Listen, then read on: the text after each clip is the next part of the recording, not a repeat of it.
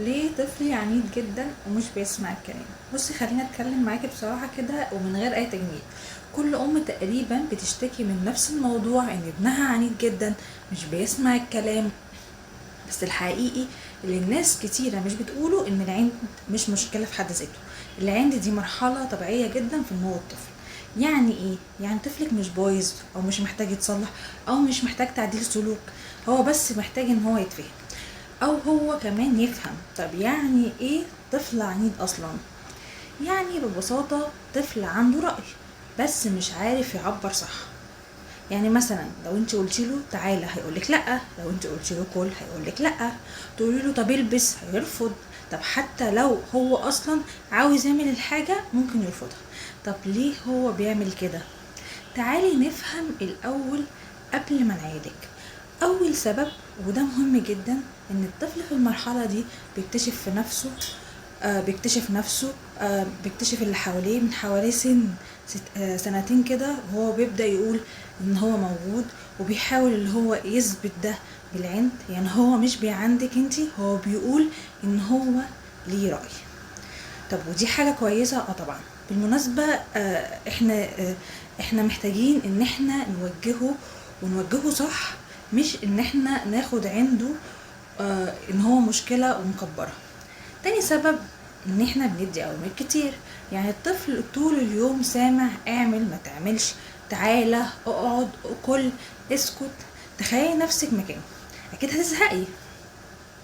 فهو بيبدأ يرفض، مش علشان هو وحش او علشان هو بيعندك، لا، هو علشان بيزهق. تالت سبب بقى، طريقة كلامنا احنا في اوقات بنكون السبب من غير ما ناخد بالنا. ازاي؟ زي اننا نكرر الكلام كتير. يعني تعالى تعالى، قلت لك تعالى وهو ما بيجيش. طب ما هو الطفل اصلا بيتعلم ان مفيش حاجه بتتسمع من اول مره، لازم تكرري الكلام وتنهدي معاه علشان يعرف ينفذ او علشان ينفذ. لو ما عملتيش كده هزعل، لو ما عملتش كده هزعل. مفيش حاجه بتحصل.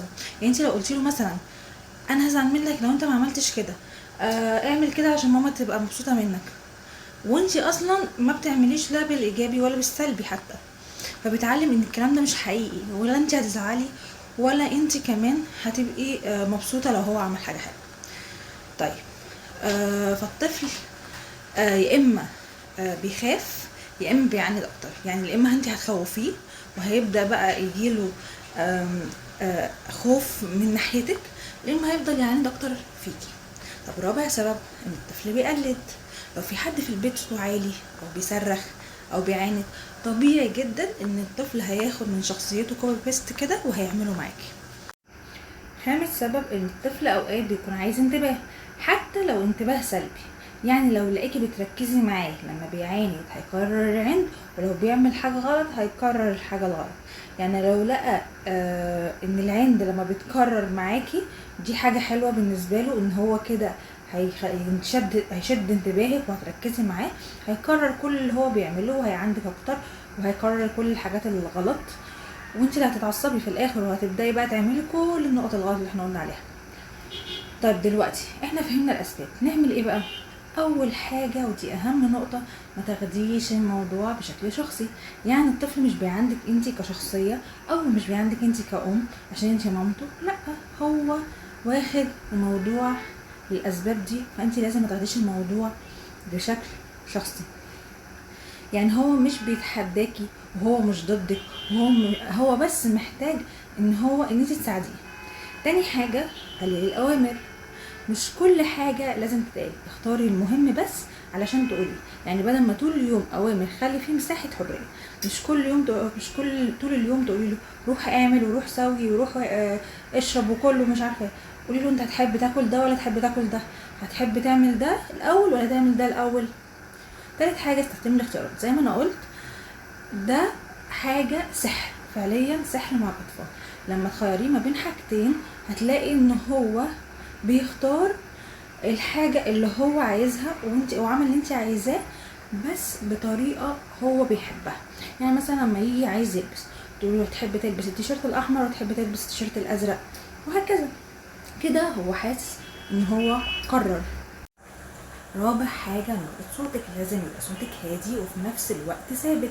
يعني مفيش صريخ وتقعدي تصوتي وتزعقي وتقولي له مثلا نم لعبك ومش عارفه ايه وتصوتي جامد، ولا في ان هو استهزاء بالموضوع وان هو يطنش وما يشيلش اللعب خالص.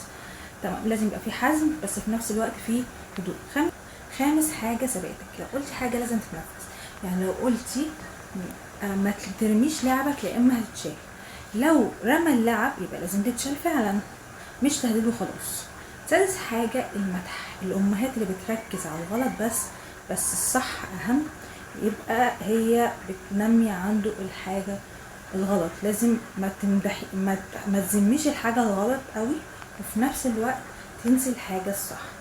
لما يسمع الكلام حتى لو مرة قولي له برافو عليك انت فرحتني دي حاجة جميلة قوي، الكلمة دي بتفرق جدا مع الطفل. سابع حاجة لازم تنزلي لمستواه، يعني ما تتكلميش من فوق، انزلي لمستواه وبصي في عينيه واتكلمي معاه بالراحة وقولي له اللي انت عايزاه كله مرة واحدة، ده بيخليه يركز. طب نعمل ايه في لحظة العند نفسها؟ اول حاجة لازم نهدى، عارفة ان ده صعب جدا بس مهم جدا جدا لينا، لان لو انت اتعصبتي الموضوع هيبقى. تاني حاجة ما تكرريش الكلام، قولي الجملة مرة واحدة ولو ما سمعش يبقى فيه نتيجة انت هتعمليها. تالت حاجة مفيش ضرب مفيش اهانة، لازم تبقى النتيجة ثابتة ولازم تتنفذ. رابع حاجة سيبيه يهدى، مش لازم كل حاجة تتحل في لحظتها، اوقات الطفل بيكون متعصب فمش مش عايز يسمع ومش عارف يسمع. خامس حاجة اختاري معاركك، مش كل حاجة تستاهل عناد، مش كل حاجة محتاجة عصبية ونرفزة، في حاجات ممكن نعديها وفي حاجات ممكن نقف عندها. طب في اخطاء لازم نبطلها فورا، ايه هي الاخطاء دي؟ الزعيق الكتير، التهديد من غير تنفيذ، الضرب، المقارنة بطفل تاني، اننا نقول له انت عنيد طول الوقت، لان كده بنثبت الصفة دي فيه. طيب امتى؟ لا، لو الطفل مش بيسمع خالص، مش بيرد على اسمه، مش بيبص في عينك، مش بيتفاعل، ساعتها نبدأ نركز اكتر. بس في الطبيعي العند ده مرحلة وهتعدي، واللي انا قلته ده كله ملهوش علاقة بالعند اللي هو بيعمل الحاجات دي كلها. بس تعدي ازاي؟ بطريقة تعاملك انت. في اطفال بتعدي بسهولة وفي اطفال بتكبر فيها المشكلة، والفرق هنا في الام. في الاخر عايزة اقولك حاجة من قلبي، طفلك مش ضدك، طفلك محتاجة تفهميه مش تكسريه. العند ده ممكن يتحول لشخصية قوية لو توجه صح، او يتحول لمشكلة لو اتكسر، وانت بايدك تختاري. لو حاسه ان الموضوع صعب اكتبي لي في الكومنتات وقولي لي بيعمل ايه بالظبط، واقول لك تتعاملي معاه ازاي خطوه بخطوه.